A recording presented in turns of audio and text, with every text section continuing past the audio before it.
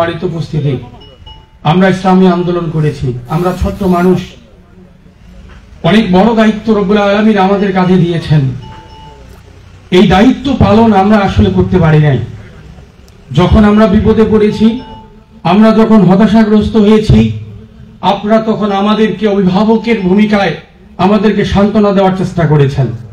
অতএব আমরা আজকের এই প্রোগ্রাম থেকে বলতে চাই যে আন্দোলনে এই পথে টিকে থাকতে গিয়ে যত জুলুম, যত নির্যাতন, যত ক্ষতিগ্রস্ত আমরা হয়েছি, যতটুকু উৎসাহ আমরা পেয়েছি, তার একটি কঠিনতম বাস্তব সবচেয়ে বেশি সহযোগী হিসেবে যারা ছিল তারা ছিলেন আপনারা।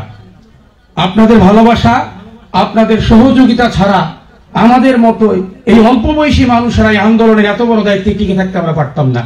আপনারা আমাদেরকে বটগাছের মতো সবসময় আগলে রাখার চেষ্টা করেছেন। আমরা যখন বিপদে পড়েছি, আমাদের মাথায় হাত বুলিয়ে আপনারাই দিয়েছিলেন। আপনাদের এই উৎসাহ, আপনাদের এই পরামর্শ, আপনাদের এই সহযোগিতায় আজকে ইসলামী আন্দোলনের এই জায়গায় আমাদেরকে আসতে অনুপ্রেরণা জুগিয়েছে। সম্মানিত সুধীবৃন্দ, রব্বুল আলামিন বলছেন যে রব্বুল আলামিন মুমিনদের জান এবং মালকে ক্রয় করে নিয়েছে জান্নাতের বিনিময়ে। রব্বুল আলামিন ঈমানদারদের সাথে বেচাকেনা করেছেন।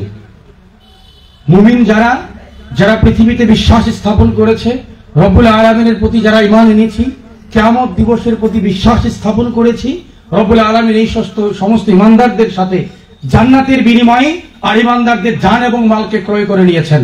বিনিময় হলো জান্নাত। পৃথিবীতে আমরা আমাদের জানমালকে রবের নামে উৎসর্গ করব, আর রব্বুল আলামিন কিয়ামতের মাঠে তার নেয়ামতে পরিপূর্ণ জান্নাত আমাদের জন্য বরাদ্দ রাখবে। ঠিক কিনা বলেন?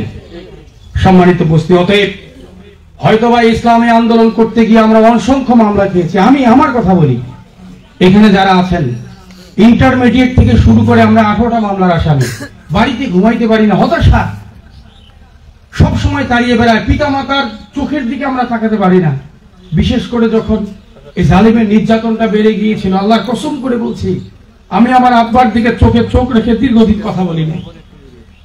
আমার আব্বা কোনোদিন চোখে চোখ রেখে আমার সাথে কথা বলে নাই, কারণ কি যেন একটা হতাশা কাজ করছিল।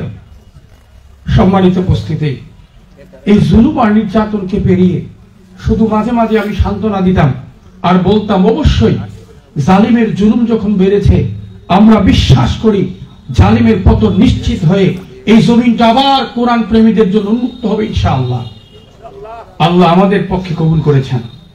আমি শুধু বলতে চাই, আমরা হয়তোবা জেল খেটেছি, মামলার শিকার হয়েছি, জুলুমের শিকার হয়েছি, রাতের পর রাত ঘুমাতে পারি নাই, এটা যেমন বাস্তব। ইসলামী আন্দোলনের যখন যা প্রয়োজন ছিল, যে অর্থনৈতিক সংকটে আমরা পড়েছি, আমরা যখনই আপনাদের সামনে হাজির হয়েছি, আপনারা হাতকে প্রসারিত করে, বক্ষকে প্রসারিত করে যেই সহযোগিতা আপনারা ইসলামী আন্দোলনের জন্য করেছেন, আমরা বিশ্বাস করি আমাদের চাইতেও কঠোর পরিশ্রম আপনারা করেছেন। এবং আল্লাহর কাছে রাতের পর রাত আমরা দুহাত উত্তোলন করে দোয়া করেছি, আল্লাহ এই সংকটময় মুহূর্তে যারা ইসলামী আন্দোলনের জন্য তোমার অর্থ দিয়ে, সাহস দিয়ে অনুপ্রেরণা জোগালো, আল্লাহ তাদেরকে আপনি মুজাহিদ হিসেবে কবুল ও মঞ্জুর করেন। অতএব এই আন্দোলনে আমরা কোনোদিন আপনাদের ছোট করে দেখি নাই। সম্মানিত সুধীবৃন্দ, আজকে আমরা এমন একটা পরিস্থিতি এসে পৌঁছেছি, এই পরিবেশে আমরা প্রোগ্রাম করতে পারবো এটা কোনোদিন কল্পনা করতে পারি নাই। আমরা অনেকগুলো প্রোগ্রাম করেছি, কিন্তু যারা আমাদের অর্থনৈতিক যোদ্ধা ছিলেন, যারা আমাদের অভিভাবক ছিলেন, আমরা তাদের সাথে বসে এইভাবে মত বিনিময় করতে পারি নাই। সম্মানিত সুধীবৃন্দ, এই জন্য আমরা একটু সিদ্ধান্ত নিয়েছিলাম যে যারা আমাদের অর্থনীতি সহযোগিতা করে, যারা এই ইসলামী আন্দোলনের মুজাহিদ হিসেবে নিজেকে উপস্থাপন করেছে, এই সমস্ত মুজাহিদদেরকে নিয়েও আমাদের একটা মত বিনিময় করা প্রয়োজন। তার সুবাদে আজকে আপনাদের আয়োজন করতে পেরেছি। সম্মানিত সুধীবৃন্দ, আমরা বলতে চাই, আপনাদের সহযোগিতা, আপনাদের ভালোবাসা যেমনি ভাবে এই অতীতের সময়গুলো আমাদের অনুপ্রেরণা জুগিয়েছে, আমরা বিশ্বাস করি আগামীতে আপনাদের সহযোগিতা, ভালোবাসা যদি আমাদের পাশে থাকে, আমরা আমাদের জীবন দিতেও প্রস্তুত। আমরা কোনোদিন বিলাসী জীবনের দিকে ছুটে বেরিয়ে নেই। আমাদের অনেকগুলো সময় ছিল, অনেকভাবে আমরা চাকরির পিছনে ছুটতে পারতাম, আমরা টাকার পিছনে ছুটতে পারতাম, কিন্তু রব্বুল আলামিনের অশেষ মেহেরবানি, আল্লাহ দুনিয়ার এই বিলাসী জীবনের দিকে আমাদেরকে কবুল করে নাই, দুনিয়ার ক্ষমতা রাজত্বের দিকে আমাদেরকে কবুল করে নাই। রব্বুল আলামিন আমাদেরকে ইসলামী আন্দোলনের ছোট্ট একজন কর্মী হিসেবে কবুল করেছেন।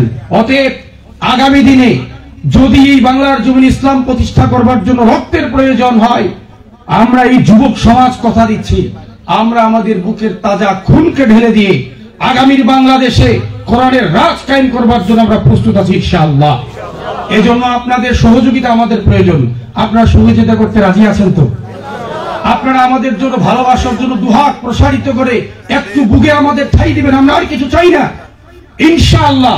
আমরা আমাদের সর্বোচ্চ প্রচেষ্টা করে আগামীর জমিনে জালিমের সমস্ত ষড়যন্ত্রকে নষ্ট করে দিয়ে বাতিলের সমস্ত মন গড়া আইনকে লাথি মেরে ডাস্টবিনে ছুড়ে ফেলে দিয়ে আল্লাহর জমিনে আল্লাহর আইনকে বাস্তবায়ন করবার জন্য আমরা আমাদের হৃদয়ের প্রতি ফোঁটা রক্ত বিলাতে প্রস্তুত।